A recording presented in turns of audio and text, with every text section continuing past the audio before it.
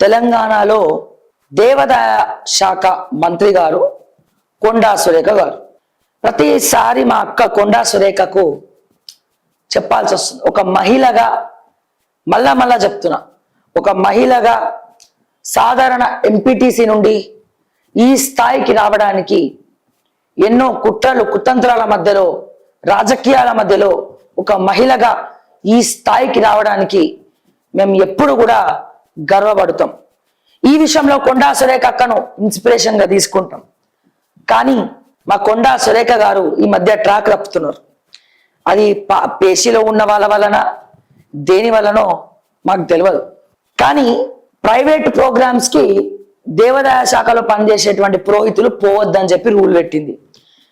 కానీ వీళ్ళ private programmes కి మాత్రము భద్రాచలం నుండి పురోహితులు అందరూ వచ్చి వాళ్ళ ఇంట్లో హోమం చేస్తారు. ఎవరింట్లో?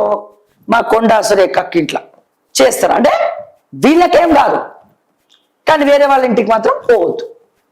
పోనీ పురోహితులకు టైంకి జీతం ఇస్తురా? లేదు. సరే, ఇది కూడా పక్కన పెడదాం. ఈ మధ్య కొత్త దందా షురు అయింది. నేను ఏప్రిల్లోనే ఎప్పుడో ఒక వీడియో చేసిన. అనూప్ అనే వ్యక్తి మీద ఒక వీడియో చేయడం జరిగింది. అవుట్సోర్సింగ్ ఉద్యోగి అయినటువంటి ఈ అనూప్ సమయం అయిపోయినా సరే, అతని కాలమారి పరిమితి అయిపోయినా సరే, ఎందుకు ఎండోన్మెంట్ లో కూర్చోబెట్టినారు? ఇప్పుడు కంప్యూటర్ ఆపరేటర్ గా సెక్రటరియట్ లా తీసేసి దేవాదాయ శాఖ కమిషనర్ పేషీలో ఎందుకు పెట్టినారు? ఈ అనూప్ కి ఉద్యోగం ఇవ్వడం కోసం సిగ్గుశరాలు లేకుండా 5 లక్షలకు 3 లక్షలకి ఎందుకు మీ ఉద్యోగాలను అమ్మకుంటున్నారు అని చెప్పి నేను ఎండోన్మెంట్ మంత్రి అయినటువంటి కొండా సురేఖను అడుగుతా ఉన్నా. సామాన్యులను ఎందుకు బలి చేస్తున్నారు? ఆ ఊరికి ఈ ఊరు ఎంత దూరమో ఈ ఊరికి ఆ ఊరు అంతే దూరం. ప్రూఫ్స్ కావాలా మీకు? ఇమ్మంటారా?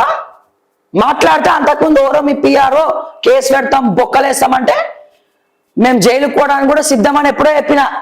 మీ తాటాకు సప్పులకు ఎవరు భయపడ్డు.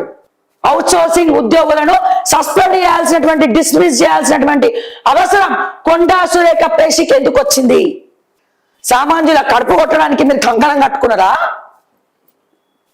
మరి అట్లన్నప్పుడు అనూప్ని డిస్మిస్ చేయి. ఎవడా అనూపు? వాడికి ఎందుకు పట్టం కడుతున్నావు?